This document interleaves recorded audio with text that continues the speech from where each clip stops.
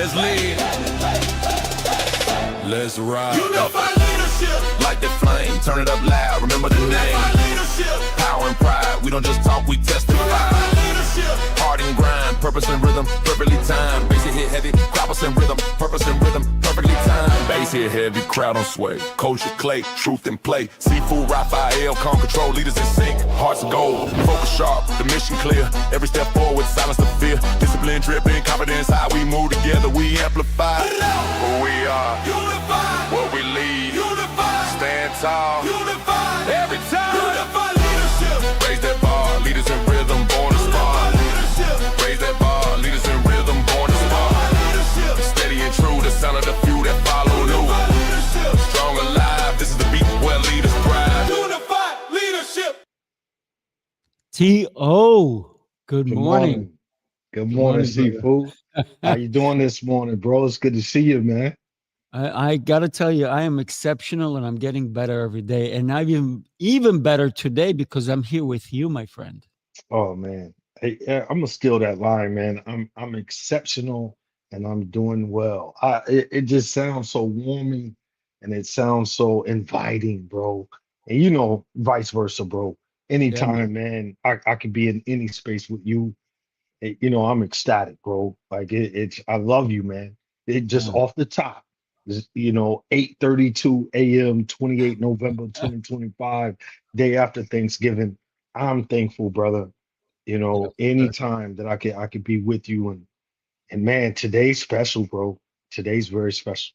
It is. It is. So you and I, we curated this whole thing because we kept meeting each other and we kept being in the same rooms. And you came to the New York City experience, and every time you're like, "Dude, this is it. We need to stick this out." When we said we need to do something together, and we came up, we put the song together, we put everything together, Right. and unified was the word. Unified because we are both leaders and we unified in order to bring something special to everyone. But the cool thing is that it's today is not just you and me. We brought two heavy hitters with us. Yes.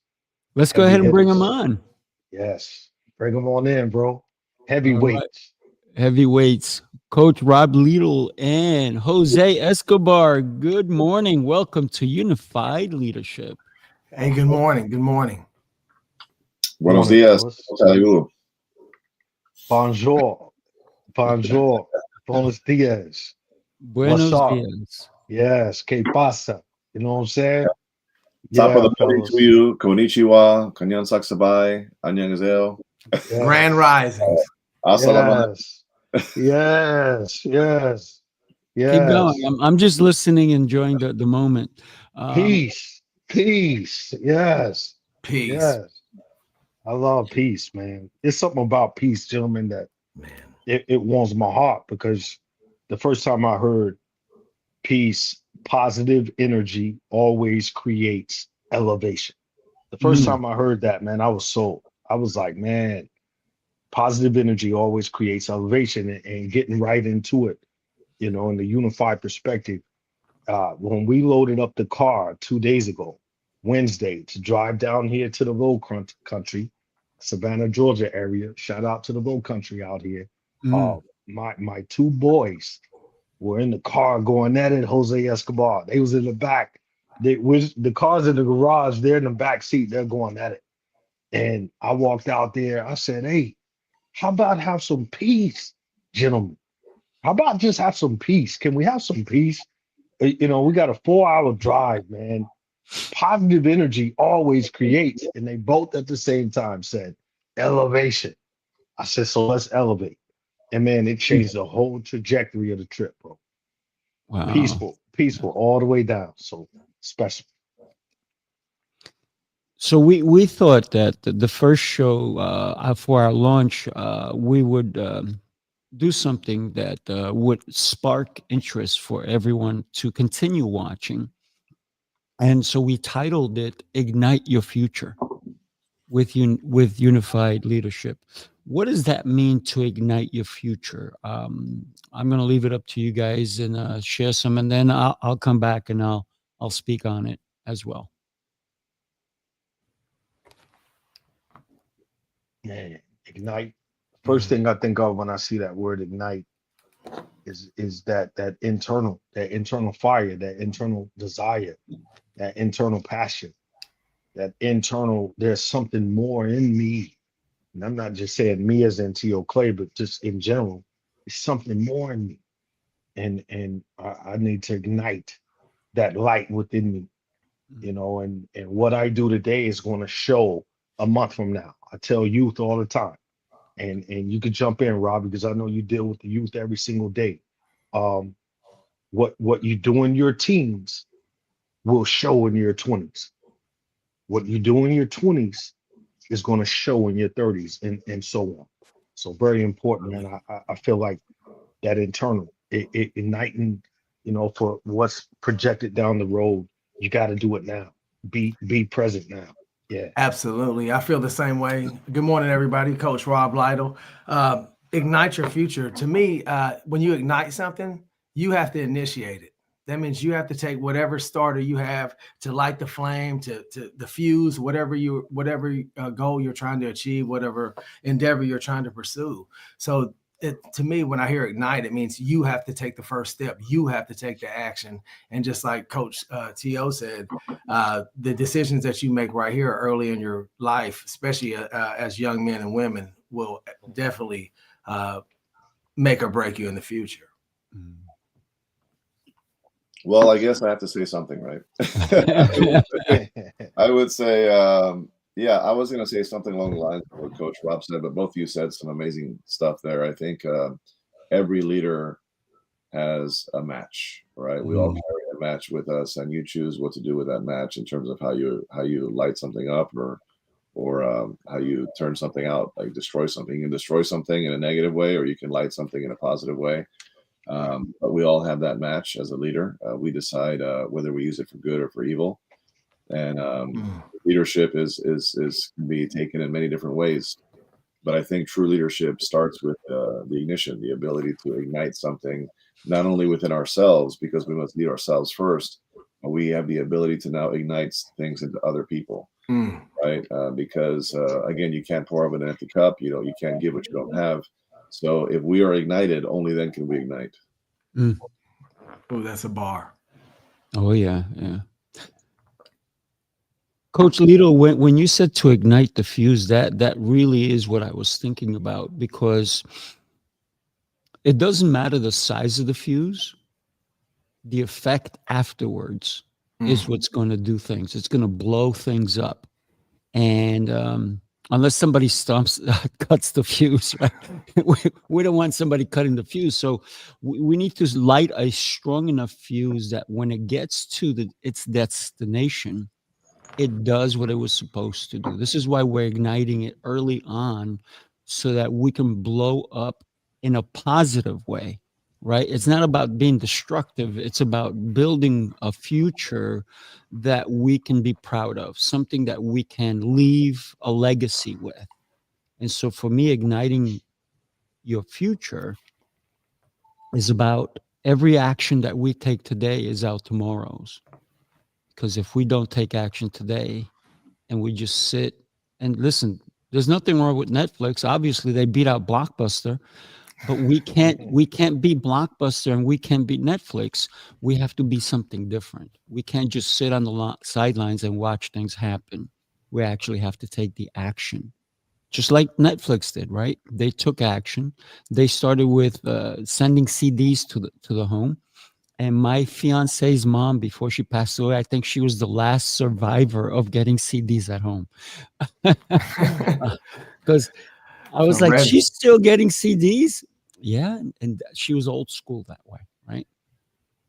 But we need to ignite our future by the actions we take today. Yeah, I would say, first of all, I need another coffee, number one. But secondly, from that, I would say I still have the turkey. Like, it has a kind of tryptophan.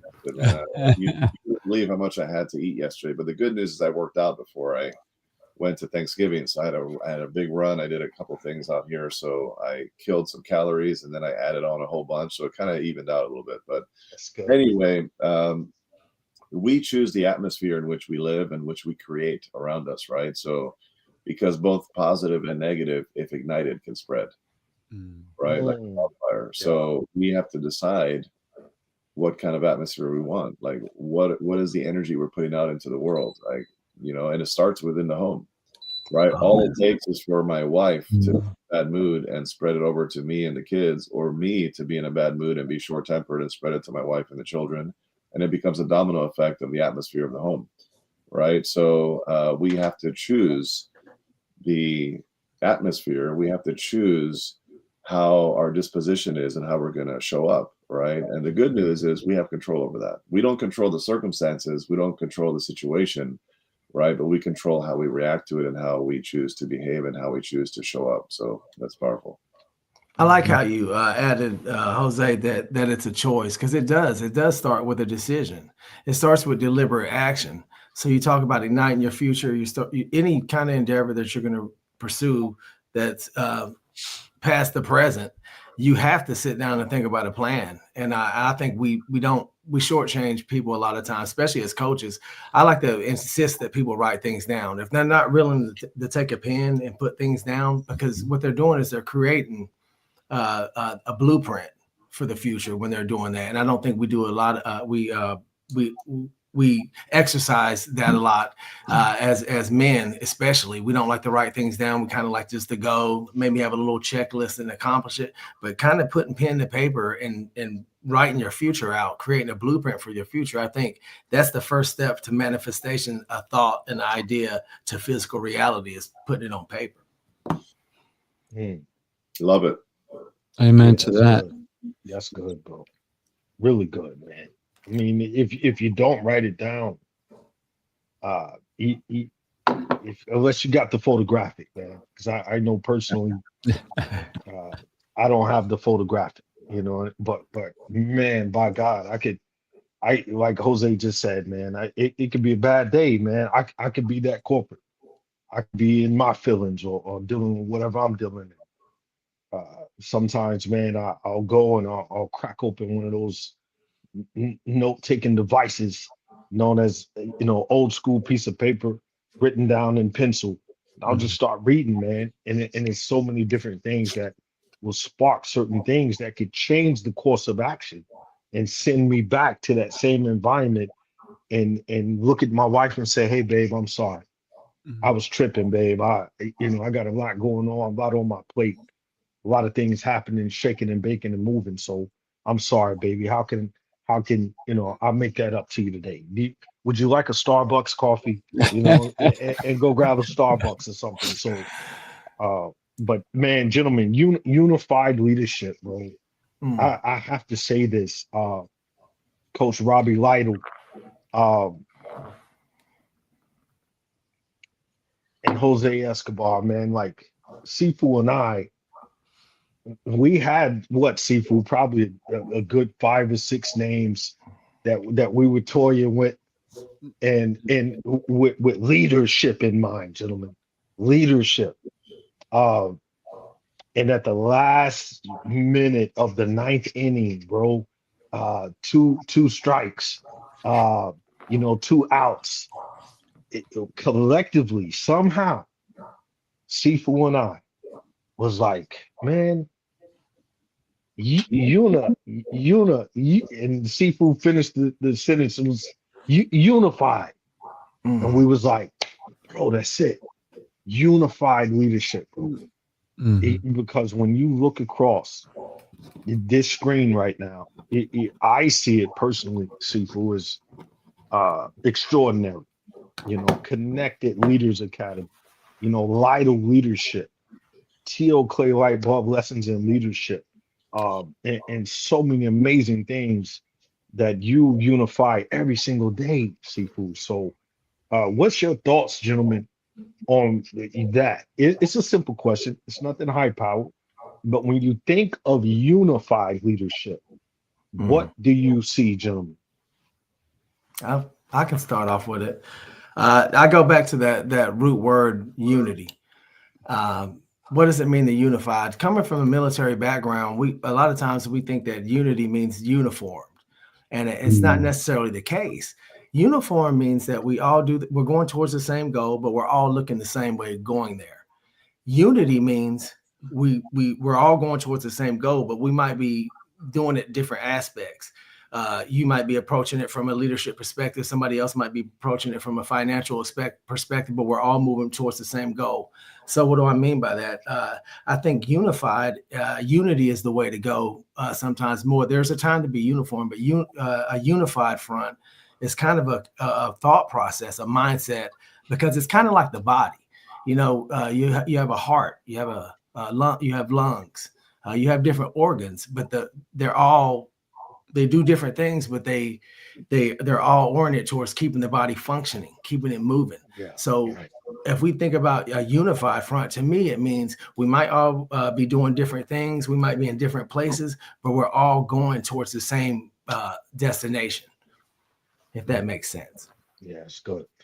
It's good. Yeah, I love it. I would say that was powerful. The uniform piece. I think that's brilliant. That's such a brilliant concept, especially in the military. But for me, unity just means that we're all together. Team together, everybody accomplishes more, right? So, in order for leadership to be magnified, we have to be in unison in terms of the vision of where we're going, right? Vision, mission, purpose.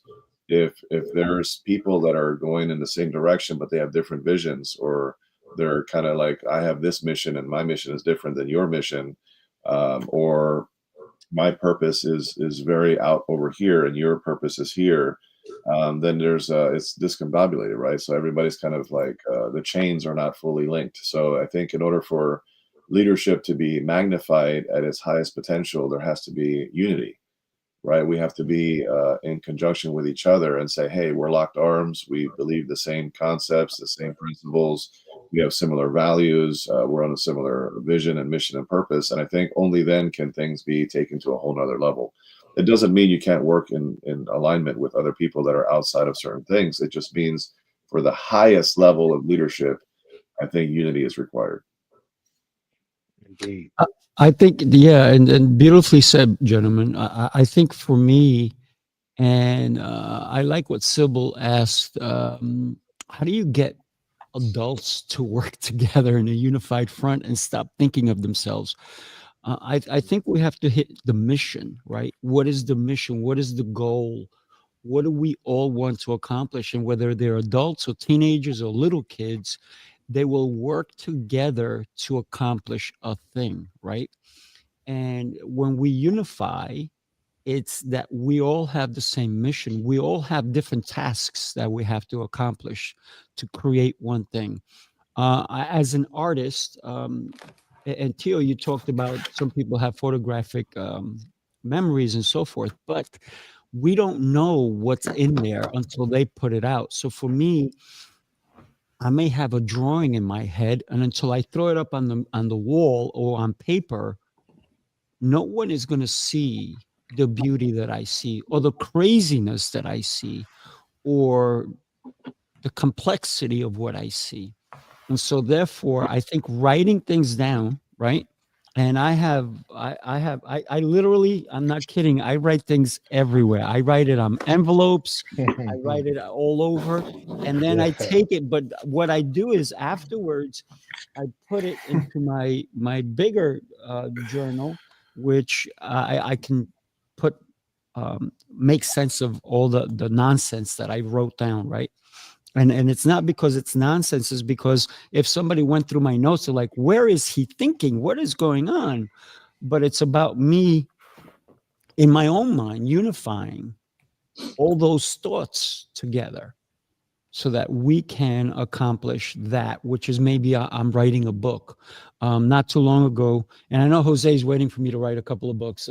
I wrote a kid's book the other day, and it happened in an instant. It happened in an instant where I was talking to my fiance and she said something, and that triggered a whole story in my mind. And if I didn't say it to her, she would never have known. So when I said to her, this is the story I wrote, and she starts laughing. And I said, not only is it an 18-page book for kids, I said, but it's going to teach them a valuable lesson. And she goes, holy cow, I can't believe we just had a small conversation and you came up with this whole story based on it. I said, because it made sense. And so when we can unify not only what we have inside to share it with the world, I think we can all go towards a mission of accomplishing something bigger than we can do by ourselves. And that's where I think the unified part really sets in. When Theo and I sat down, Theo, how many songs and how many hours did we spend even on just the one song that we do have? We spent some time, right? Yes, we did. We did. And it was like, no, I don't like this word. I don't like that word. Let's make this one different. And we changed and we worked together. We unified. It was time well spent, gentlemen. It was. I like that. The song. You know, we're gonna have to play it again, being that, you know, maybe somebody came in a little late. So if that's okay, you know, I'm just gonna throw it on here. Is that okay, Theo? Absolutely, bro. I love the song. Absolutely. Do it, man, please. All right, let's do it. Here we go. First, I gotta grab it. Here we go. Unify leadership. Let's move. Let's lead.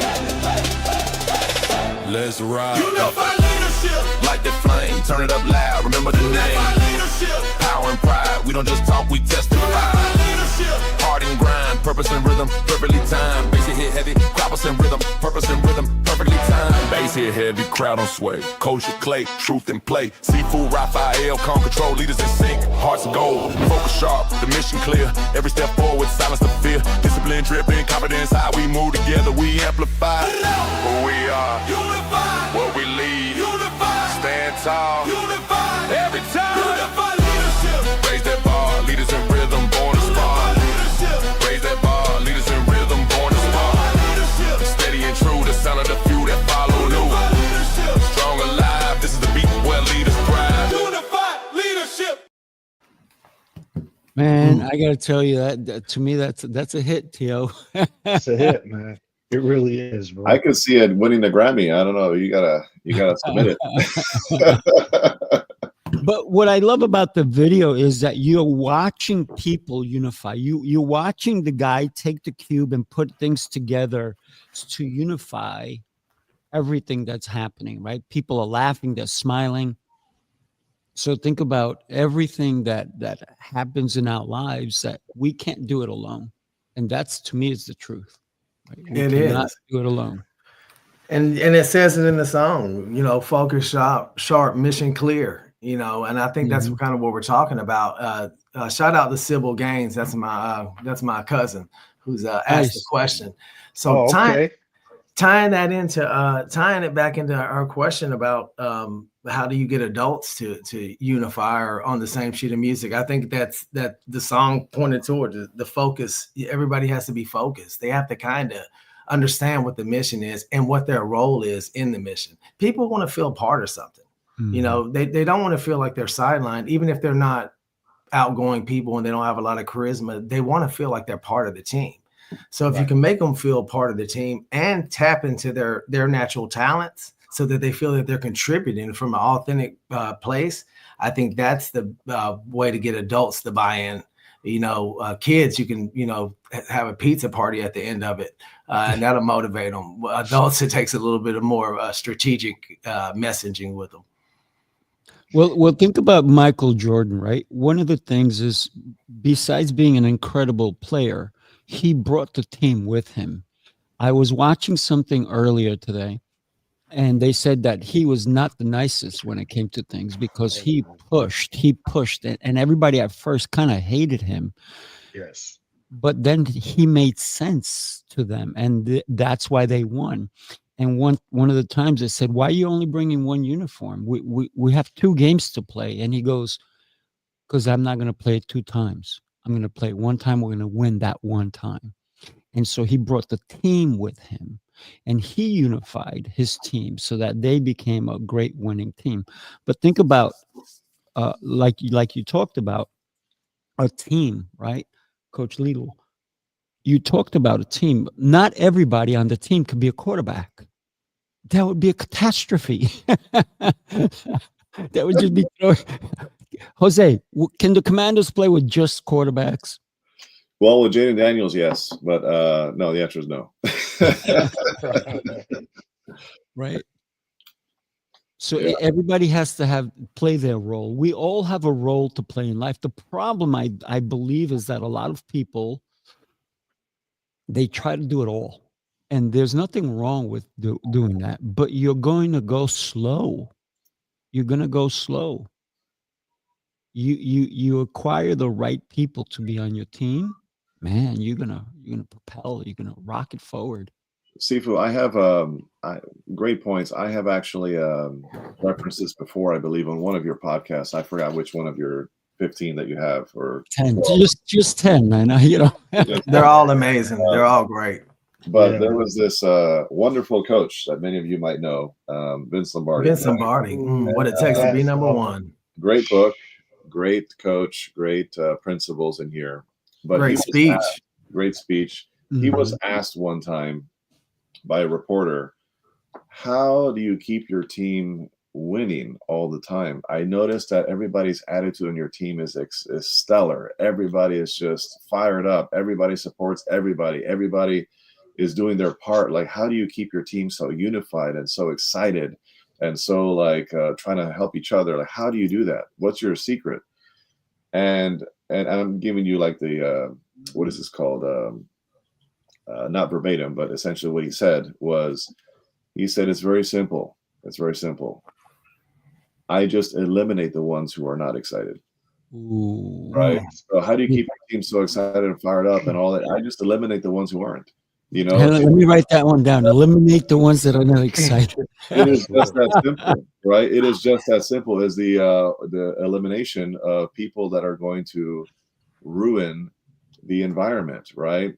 So when it comes to leadership, we have to ask tough questions. We have to do tough things, right? Mm-hmm. Are the people around us on the team or that we're leading, are they growing because of you or in spite of you? Ooh, that's a good one. Are they growing because of you or in spite of you? Right? We have to ask ourselves these people. Do the people that we serve, the people that we lead, do they know what I expect of them, or are they guessing? Right? So as a coach, your team has to know what you expect. That excellence is a thing, and the standard is high, and this is where you need to go up, right? Or do they have to guess what that looks like, right? What's the last hard conversation that we've avoided as a leader? Oh my gosh. I mean, we can go on that all day on just like the things that we should be addressing that we tend to sweep under the rug because we hope it goes away. But can I tell you something? That lump stays there. And it metastasizes. Yes, it doesn't disappear. So we have to, these are things required of our leadership. And again, it's sometimes the answer to how do you rally adults to kind of, sometimes it's a very simple answer. We just don't like the answer. Just eliminate the person. Mm-hmm.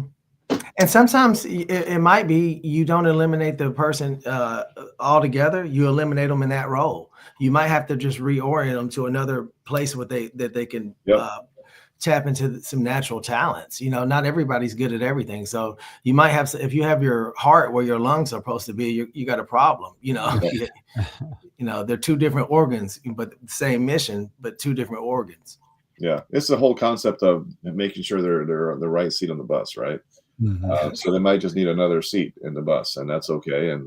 But at the end of the day, we also have to understand the reality, and that is, I remember I worked for a company called EFC, Educational Funding Company, and it was a third generation company now, right? But the original founder, his name is Nick Aquino Sr., God rest his soul, but he graduated from West Point, learned all of these systems on how to operate a tuition-based company. And eventually he owned 6 Arthur Murray dance studios in Chevy Chase, Maryland. And then he eventually expanded to EFC, which is a martial arts third-party tuition billing company that ended up being a coaching company. So I was working there as their sales director, and I learned his principles. And it's been passed down for 3 generations now. And he had this card of like the 10 commandments that he created of martial arts and how to run, you know, an academy. And one of the golden rules there and I wish I had the bookmark here somewhere, but it was the idea where he said, he told one of his sons, right, at the time, who now owns a company, he said to him, listen, your job is to take the school, the students, your job is to manage all of these different martial arts schools and make sure they're running efficiently, doing all those things, right? And then one day, one of the schools had an issue, and a lot of these schools have like after school programs where, you drive kids in the bus and you kind of take them from the school to the martial arts academy and so on and so forth. Sifu, I'm sure, knows this, after school programs. And John Kirkinos at the time had to step in. He just stepped in because there was an issue with one of the school owners, whatever. So he stepped in and started driving the bus and picking up the kids and doing all these things. And Nick Okino Sr., he found out, and he got really upset. He's like, why are you driving the bus? What is going on here? And John explained, he's like, oh, well, I'm driving the bus because this and this and this, and this person couldn't do this. And I had to step in and get the job done. And he said, which is a logical answer, right? He just took the leadership and said, I'm going to figure it out and get it and make sure things get done. And he said, no. He said, no, I don't pay you to drive the bus. He said, you're not supposed to be driving the bus. You're supposed to be leading the charge on all of these different things. And your problem is not that, is what happened. Your problem is you have people on the team that get sick. He said, don't hire people, don't have people work for you that even think they can get sick. He said, it is just that simple. He's like, and at the end of the day, the bigger principle here, and there's more to it, but the bigger principle is, he said, some people, no matter what you do, just don't have that desire and a certain level of capacity to rise to a certain standard of what that is. No matter what you do. It's like trying to push a wet noodle, right?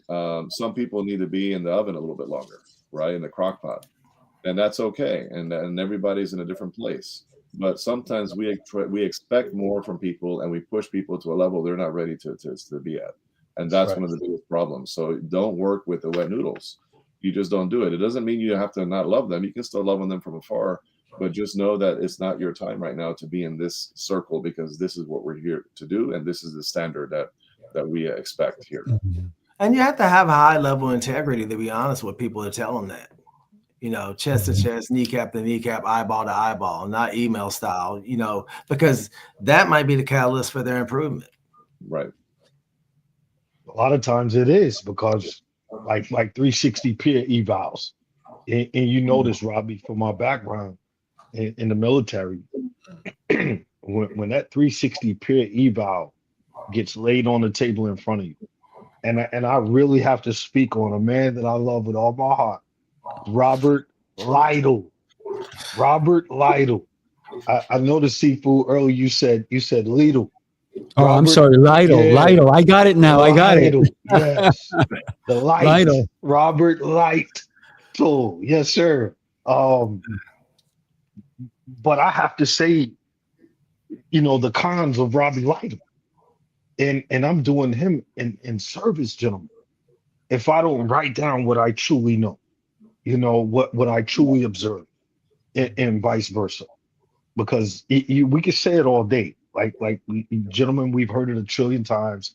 Blade, sharpen the blade, steel, sharpen steel, iron, sharpens iron.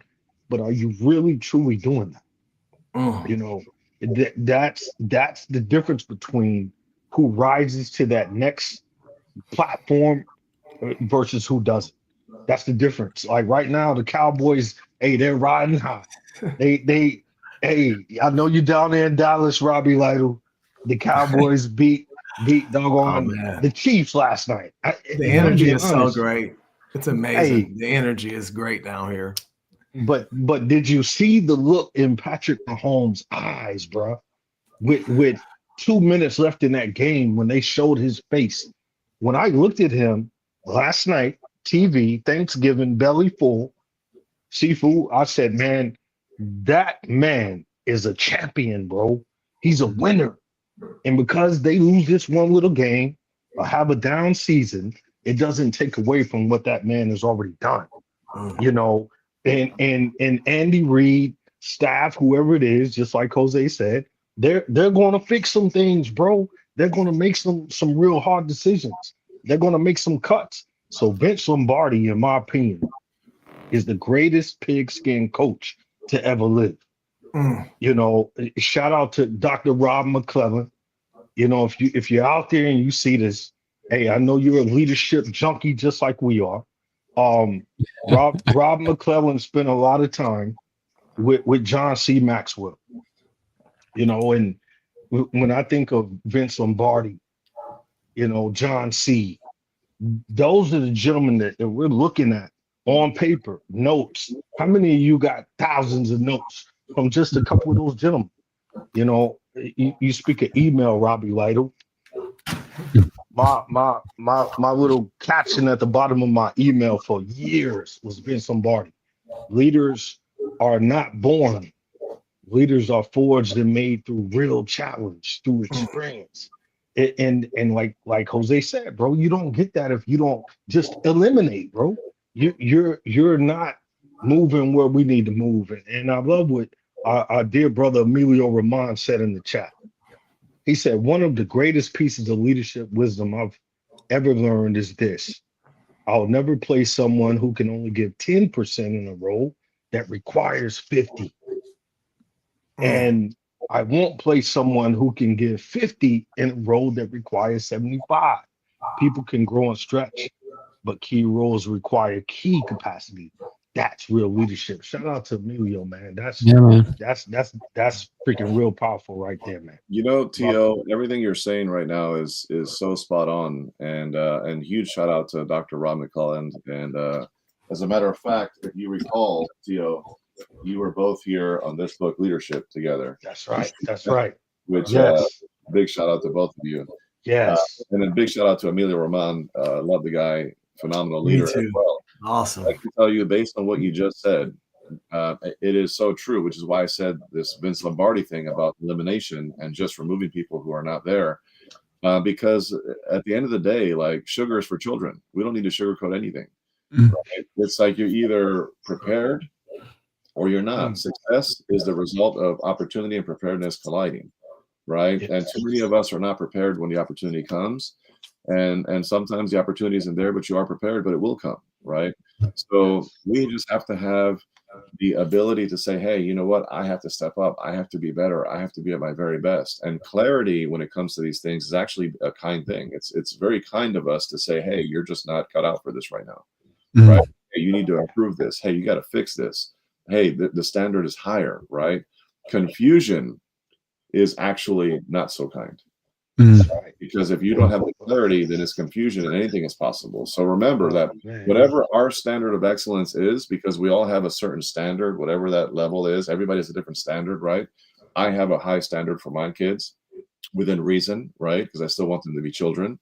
But I have a high standard based on the age and based on what we're doing and what they're learning and the expectations, right? But we all need to have a standard of excellence, because that standard is going to become your team or the people that you lead. It's going to become their ceiling or their floor. And you decide what that is, right? It's either going to be the ceiling or it's going to be the floor. And that is up to us to determine that. But we have to live it. We have to breathe it. We have to exude it. We have to be the one on the front lines showing what leadership is about, right? Not just saying, hey, this is what you should do. No, this is what I'm doing, what I've done, and you need to do it too. And that is the path that most leaders aren't willing to take. Mm-hmm. You have to be willing to ruck up and move in the way that you're telling everybody to live. And a lot of people aren't. And it's very easy to say something or give advice but it's evident in everything that you're doing, whether or everything that you're telling somebody else to do, whether you're living that in your own personal life.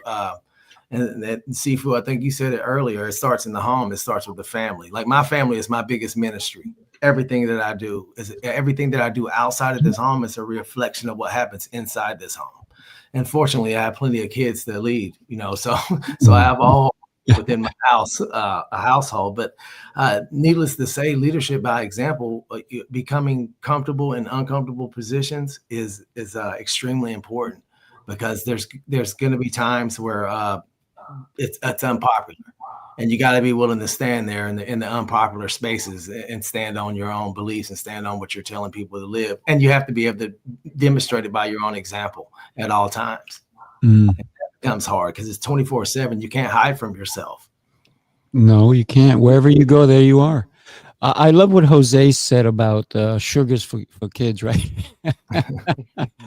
But here's the thing that I've lived my whole life based on. It's called Eat Bitter, right? And one of the principles on eating bitter is that no matter what you're going through now, don't complain. Just do it, bear it, and go forward, because eventually you're not going to be eating bitter, but sometimes you're going to have to. So you have to go through the muck. You have to go through the nonsense, and you have to weed out all the things that are not pertinent to your future, to igniting your future. So eating bitter for me has been basically my whole life. And when somebody brings something up for me that they're like, oh, you're not going to like this, I'm like, well, how do you know I'm not going to like it? I've probably already tasted it. It's just going to be another day of having the same thing I've had before. So it's not that bad. And so a lot of times, even my fiance says, you don't get angry, or you don't get sick, or you don't do this, or you don't do that. And I go, well, I've been sick. I've been angry. I said, I don't need those. Those are things that I'm not looking to do right now. Those are things that don't, I'm not in favor of, right? When I see somebody who's very angry, even if they're angry at me, I don't come back with anger. I come back to try to understand why they're angry, because it's important for me to understand them so that I can either help them or totally avoid them. Because they may be dishing out stuff that's nonsense, but if it's anything, if it's my fault, I own it 1,000%. And I rectify any mistakes I make, because there's no way I am perfect, and I make mistakes on the daily. And so for me, as a leader, as I'm training other people to become trainers, I'm training other people to become coaches, I'm helping entrepreneurs level up. It's about sharing my mistakes. Yesterday, I shared a mistake I made.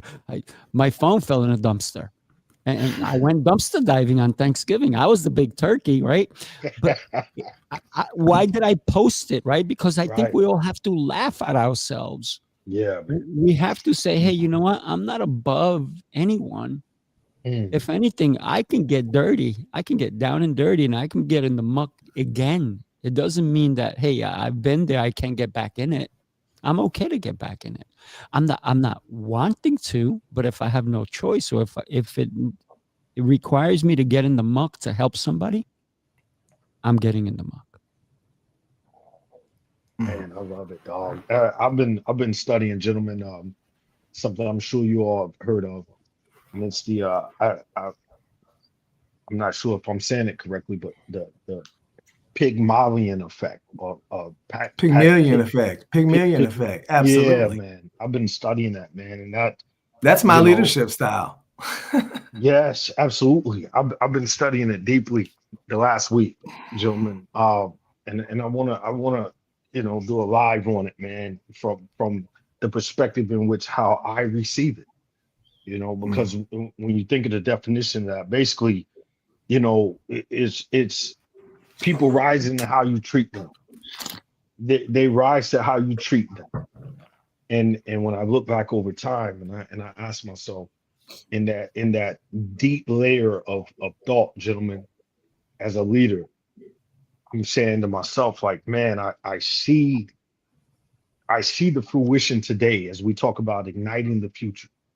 I see the fruition today of how I treated people as a leader. And it's not based on any accolades. It's not based on podcasts or books or being on live so everybody could eat popcorn and watch us. No, it's literally in the trenches, like you just talked about, Sifu.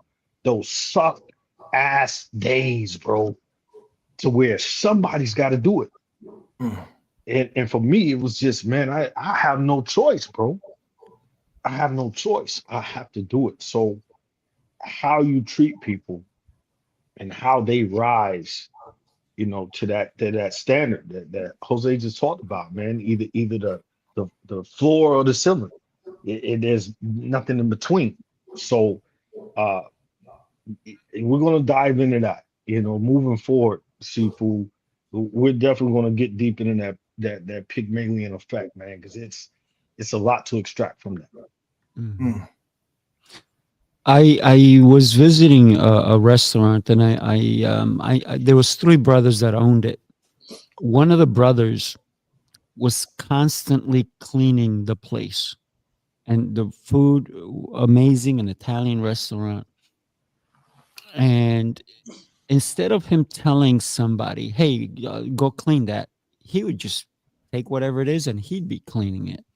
And that was leadership at the front, because people were like, "Oh my God, he's cleaning." And yeah, he owns the place, and he's got a ton of restaurants now because of his work ethic.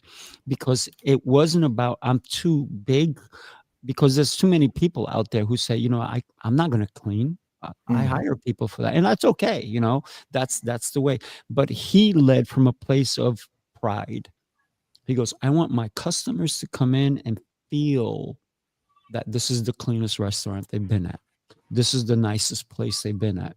And the place is gorgeous, right? And every restaurant he's opened since is magnificent.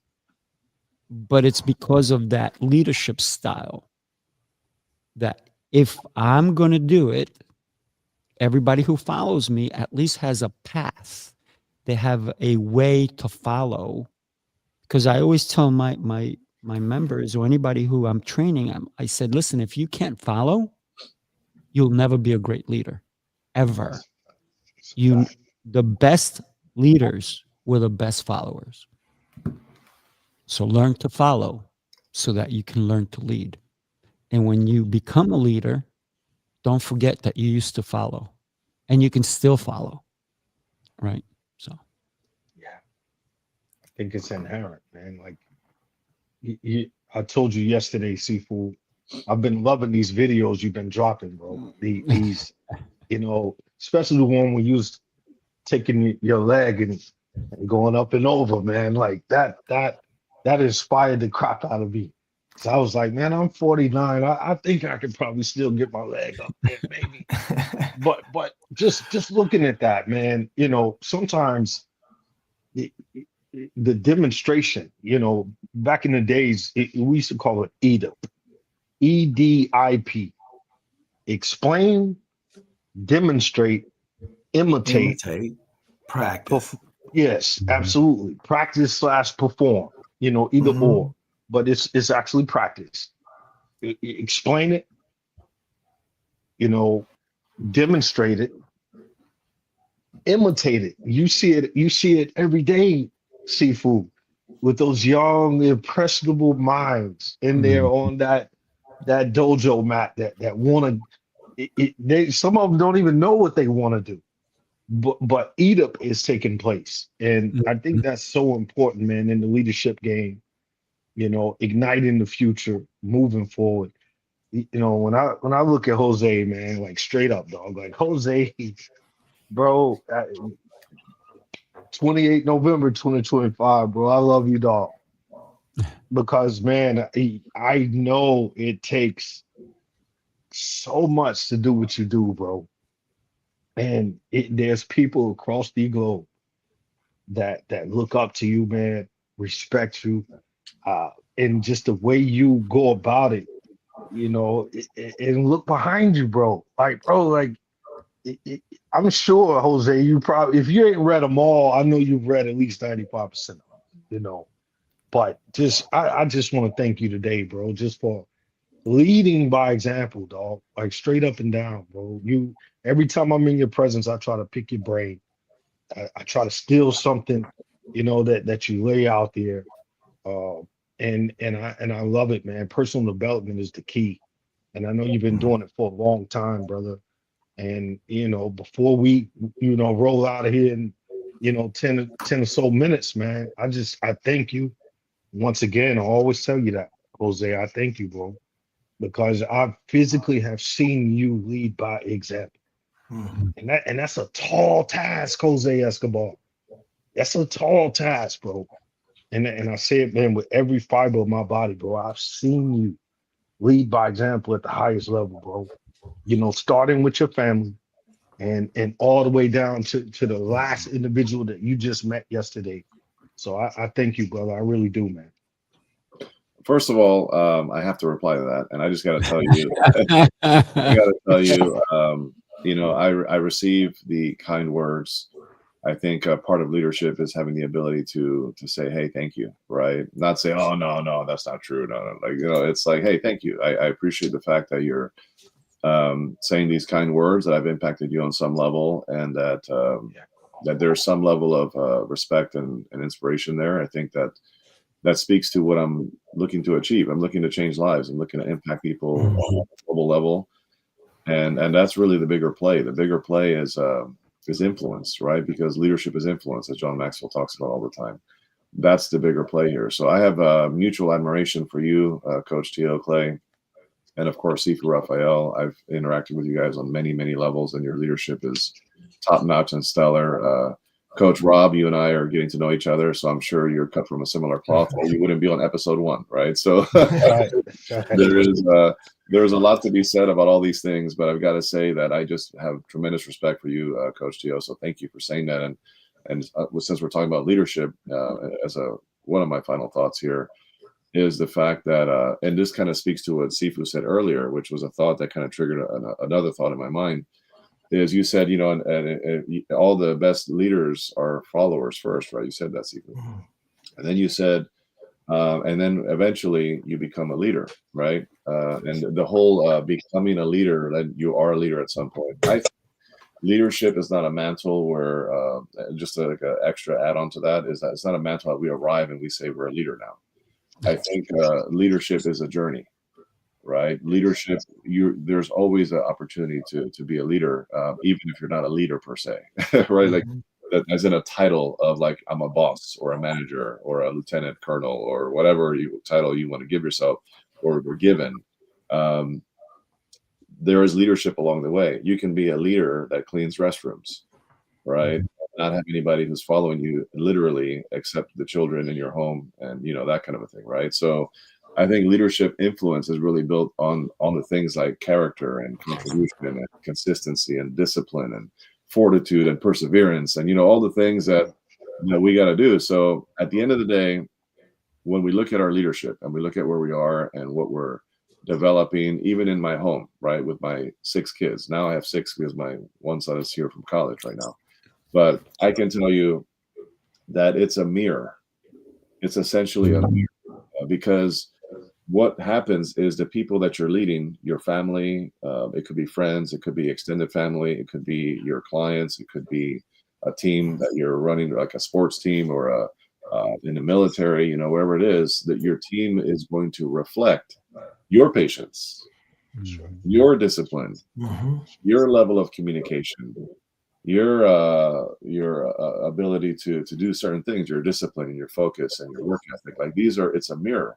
So the most important thing to know is that we have the ability to improve that on ourselves, and only then can we show other people. And remember, a mentor of mine once said, "Jose, your actions speak so loudly, I hear not what you say."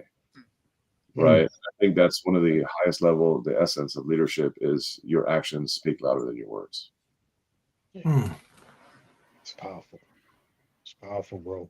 I think you should answer this last question, Robbie Lighter, from your cousin Sybil. I think you should answer that question, brother. See, Sybil says, people rarely speak of the decisions we have to make and living with those decisions. When do you think, when you do them for the betterment of the people? Oh, okay. Can I touch on that? Okay, I actually can touch on it. So asking, when we make decisions for the betterment of other people, for other people and living with those decisions, especially she's talking about, I believe, is the sacrifice that the leader makes, it, you know, the unsung hero kind of things. You're doing things for the betterment of other people, and then you have to live with those decisions. I think the easiest way to do it is if whatever prompted you to make that decision, if it was a righteous cause. If you're doing something that is good for the betterment of somebody else, the outcome is insignificant, because the genesis of it was started from a pure place. So That's good. I think if you're making decisions that impact other people's lives, if they come from a good solid place, and you have the experience and you're the knowledge to make those decisions and the authority to make those decisions at that particular time, you can't money more to quarterback it later on and be held so accountable for it, especially if you were doing it for a righteous cause in the beginning. If that answers your question. I might be off in left field. No, you're good. You're good. That was it. Yeah. It brought me back this morning. For some reason, my body said at 2:10, get out of bed. So I listened, and I said, let me try to go back to sleep. I couldn't. So I took a shower, and I got some coffee, and I started reading Think and Grow Rich, and it was based on decisions, right? So I read the chapter on decisions, and one of the major decisions that some of our leaders, and the reason we have our freedom, is because of the people who made the decision to fight the British, right? To go after them, right?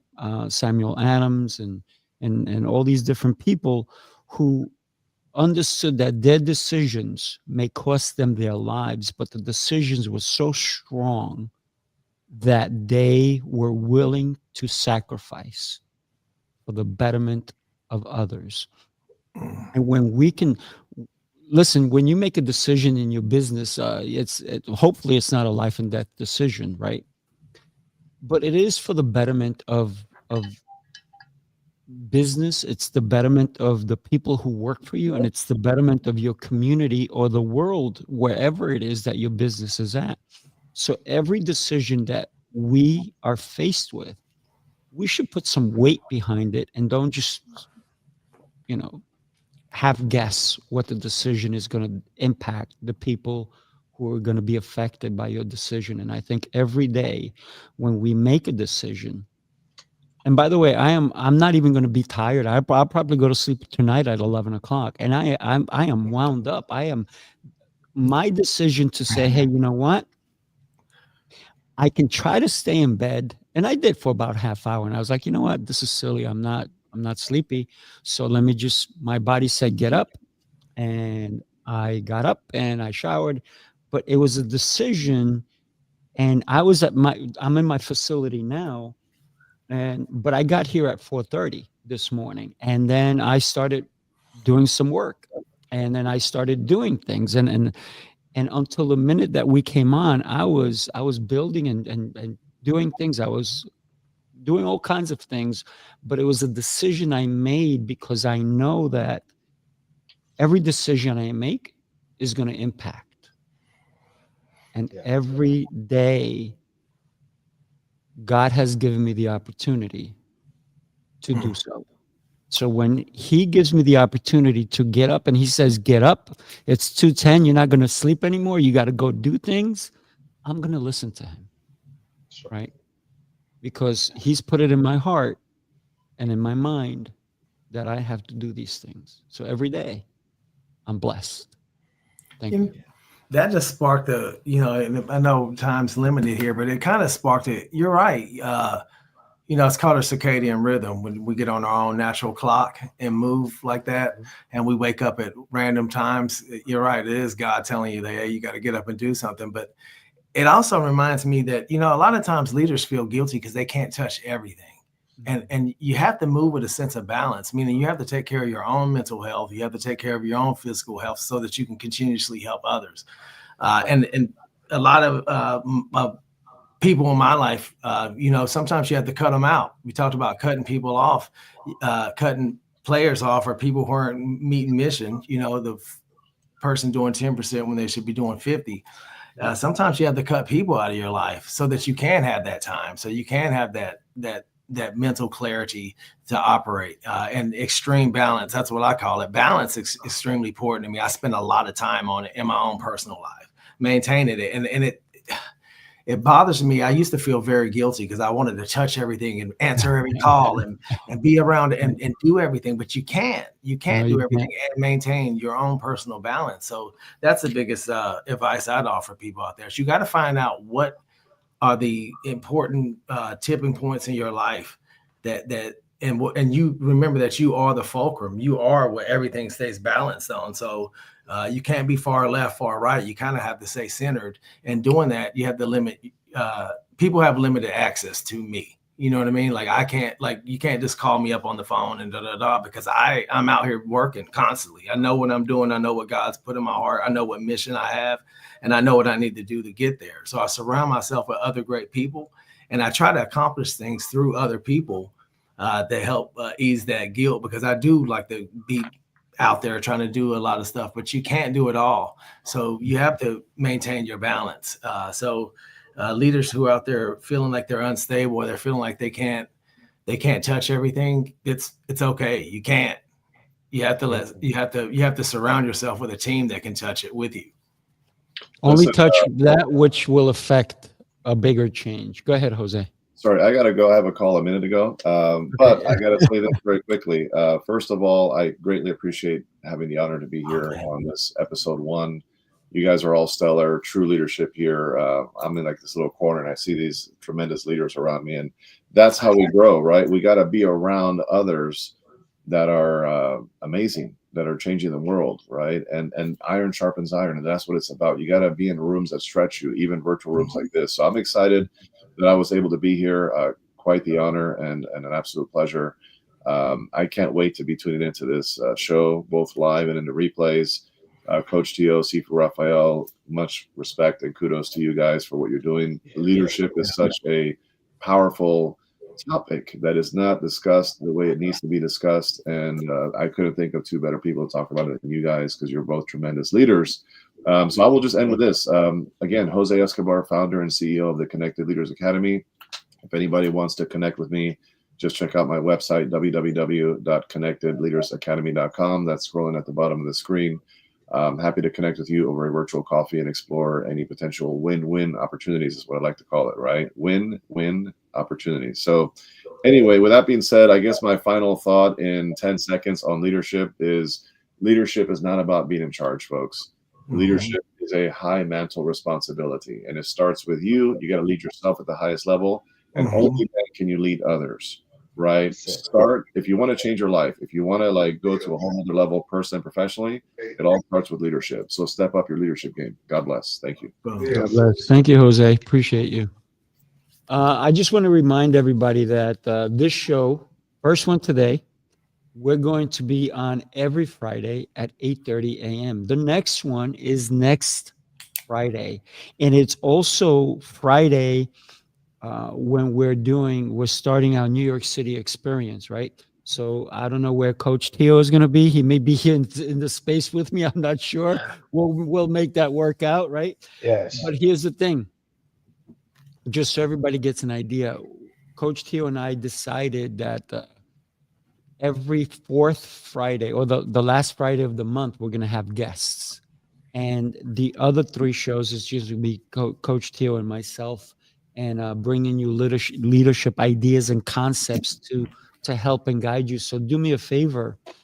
If you don't have a clean piece of paper, make sure that you get one for the next one, because we are going to continue to elevate this show. And I gotta be so grateful to you, Coach Rob, for being here with us, and Jose for helping us lead this off, and for everybody who chimed in and said hi.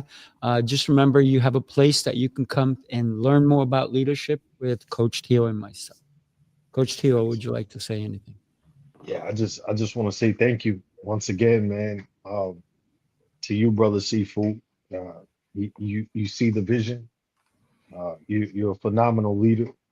You're a master of your craft, and I love you, bro. Like I said, starting off, I love you. Love you I right love back, you, man. man. And Big I just hugs. thank you, man. Yes, and sometimes, as Jose just stated, man, you know, we need that growth, man. We need that push. We need that shake up to get out of the comfort you know, and stretch it even further, man. It's our duty. It's our chosen place, man. So I thank you. And Rob Lytle, man, like, man, bro, like you know what you mean to me, you know, and the gentleman that just popped in the chat, Evans Janvier, you know what you mean to Evans Janvier. My You know man. what you mean to so many people. And I appreciate you, bro, for being here with us on this inaugural, you know, unified front, bro. Your perspective is very powerful and it means a lot to me. And I watch you, I emulate you, I strive to, you know, try to walk in your footsteps, man. And as we close out, when I look back there behind you, time, you know what I'm saying? Hey, that's something that was born out of your spirit, out of your heart. And you know, the time is now, brother, and I just appreciate you. You know, I know it's a little bit early out there in Dallas than Sifu and I on the East Coast. But hey, man, you're here with us, and it definitely won't be the last time we'll be bringing you back on to get your perspective, bro. So thank you all out there for rocking with us today. Enjoy your weekend, and we're gonna keep going higher, man.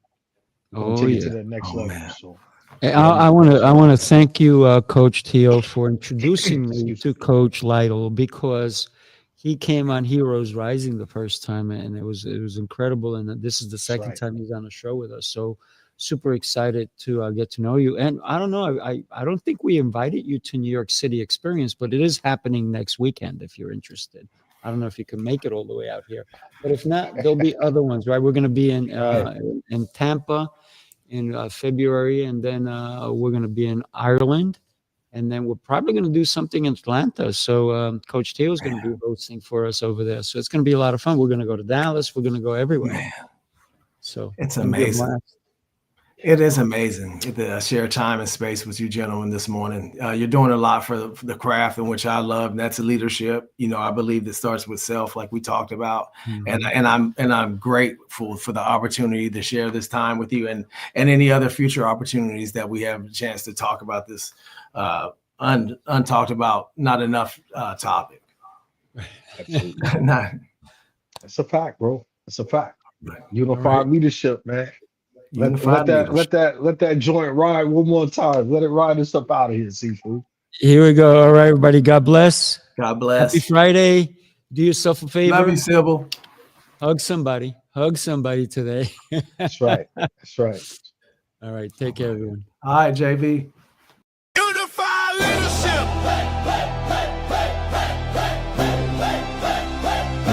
Let's move. Let's lead. Let's ride. Unified leadership. Like the flame. Turn it up loud. Remember the name.